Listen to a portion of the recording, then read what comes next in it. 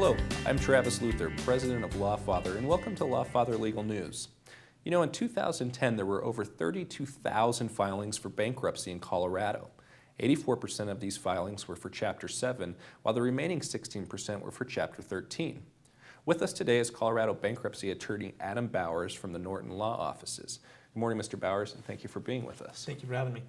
Now, I understand that during the bankruptcy process, or the filing process, a candidate for bankruptcy has to attend some financial counseling or some kind of debt courses. Can you tell us a little bit about that? Right. There's two types of courses. There's a credit counseling course, and then there's a personal finance course. The credit counseling course has to be done before the bankruptcy can be filed. And it's usually not too big of a deal. It's a couple of hours doing it over the phone, internet, or in person. Most clients tend to prefer to do it over the internet. It just makes it a little bit easier for them. And it just kind of gives them idea that what other options they might have outside of bankruptcy and to make sure it's the right decision. Right. So who would be a good candidate for bankruptcy?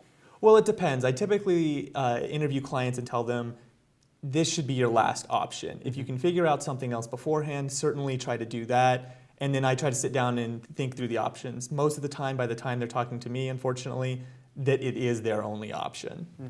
Is there any kind of debt limit, minimum or maximum that the government tends to favor or requires for someone to file bankruptcy? There are two types of bankruptcies that most consumers file, 7 and 13. There is a debt limit for a 13 as far as how high you can go. For a 13 and a 7, there's really no debt limit for how low you could go. I typically like the client to have at least $10,000 worth of debt. Sometimes there can be situations where it's smaller, where someone's going to have $5,000 worth of debt, but then it's just going to balloon because they can't even make the minimum payments or can just make the minimum payments. So in that situation, it certainly would be a viable option. And other than the debt limit that you talked about for the Chapter 13 bankruptcy, what are some of the significant differences between a Chapter 7 and a Chapter 13 bankruptcy filing? Sure. The Chapter 7 is a situation where you're making a bargain with the court to some extent, saying, if you forgive all of my debt, and there are certain exceptions to what debt can be forgiven, but if you will forgive my debt, I will give you all property that's not protected by bankruptcy law. Typically speaking, most clients aren't going to lose anything. The attorney's job in that situation is to figure out what the debtor might possibly lose before filing the case.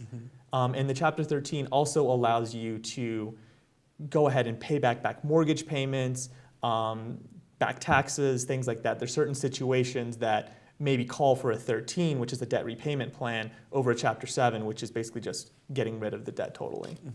And is there any kind of debt that's actually excluded from bankruptcy? Sure, there's all sorts of kind of debts that are excluded from bankruptcy, but they're kind of narrow in scope. Things like student loans, fraud, certain types of taxes, breach of fiduciary duty. And the attorney, when they're looking at the petition before it's filed, they're interviewing the client, trying to figure out what possible debts will stick with them in the end, and trying to advise the client, you want to watch out for this debt, but the rest of these debts are fine. And how does a person pay for a bankruptcy? I mean, you're asking somebody who's saying, I don't have any money.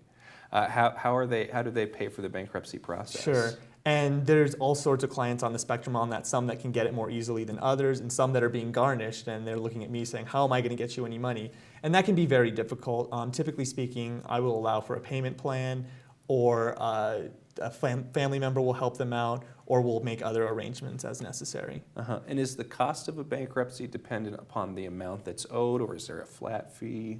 So there's people on all sorts of the spectrum. Some people have the money right away. Some people are being garnished and they're looking at me saying, how am I going to get this paid? And typically speaking, we're doing payments in installments, trying to figure out something so that they can build up some money for me before the case is filed.